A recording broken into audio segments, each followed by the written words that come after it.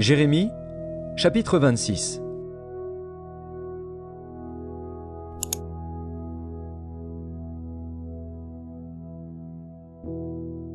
Au commencement du règne de Joachim, fils de Josias, roi de Juda, cette parole fut prononcée de la part de l'Éternel en ces mots. Ainsi parle l'Éternel. Tiens-toi dans le parvis de la maison de l'Éternel, et dis à ceux qui de toutes les villes de Juda viennent se prosterner dans la maison de l'Éternel toutes les paroles que je t'ordonne de leur dire, n'en retranche pas un mot. Peut-être écouteront-ils, et reviendront-ils chacun de leur mauvaise voie. Alors je me repentirai du mal que j'avais pensé leur faire à cause de la méchanceté de leurs actions. Tu leur diras, ainsi parle l'Éternel.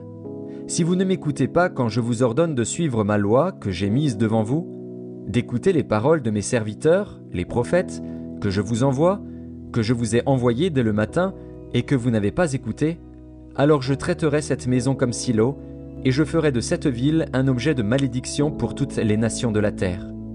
Les sacrificateurs, les prophètes et tout le peuple entendirent Jérémie prononcer ces paroles dans la maison de l'Éternel.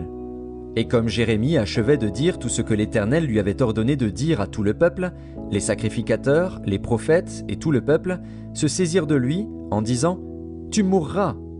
Pourquoi prophétises-tu au nom de l'Éternel en disant « Cette maison sera comme Silo et cette ville sera dévastée, privée d'habitants » ?»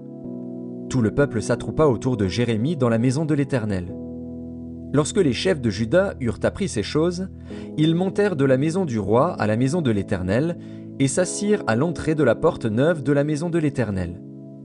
Alors les sacrificateurs et les prophètes parlèrent ainsi aux chefs et à tout le peuple. « Cet homme mérite la mort, car il a prophétisé contre cette ville, comme vous l'avez entendu de vos oreilles. » Jérémie dit à tous les chefs et à tout le peuple, « L'Éternel m'a envoyé pour prophétiser contre cette maison et contre cette ville toutes les choses que vous avez entendues.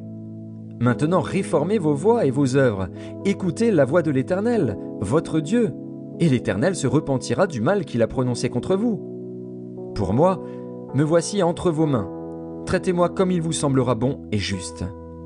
Seulement sachez que, si vous me faites mourir, vous vous chargez du sang innocent, vous, cette ville et ses habitants, car l'Éternel m'a véritablement envoyé vers vous pour prononcer à vos oreilles toutes ces paroles. » Les chefs et tout le peuple dirent aux sacrificateurs et aux prophètes, « Cet homme ne mérite point la mort, car c'est au nom de l'Éternel, notre Dieu, qu'il nous a parlé. » Et quelques-uns des anciens du pays se levèrent et dirent à toute l'assemblée du peuple, « Michée, de Moréchette, prophétisait du temps d'Ézéchias, roi de Juda, et il disait à tout le peuple de Juda, « Ainsi parle l'Éternel des armées, Sion sera labouré comme un champ, Jérusalem deviendra un monceau de pierre, et la montagne de la maison une haute forêt.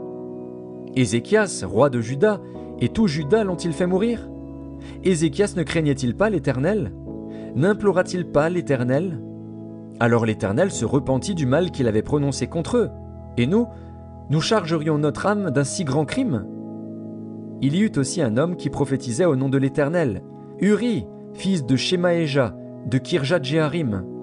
Il prophétisa contre cette ville et contre ce pays entièrement les mêmes choses que Jérémie. Le roi Joachim, tous ses vaillants hommes et tous ses chefs entendirent ces paroles, et le roi chercha à le faire mourir. Uri, qui en fut informé, eut peur, prit la fuite et alla en Égypte. Le roi Joachim envoya des gens en Égypte, Elnathan, fils d'Akbor, et des gens avec lui en Égypte. Ils firent sortir d'Égypte Uri et l'amenèrent au roi Joachim, qui le fit mourir par l'épée et jeta son cadavre sur les sépulcres des enfants du peuple. Cependant la main d'Achikam, fils de Shaphan, fut avec Jérémie, et empêcha qu'il ne fût livré au peuple pour être mis à mort.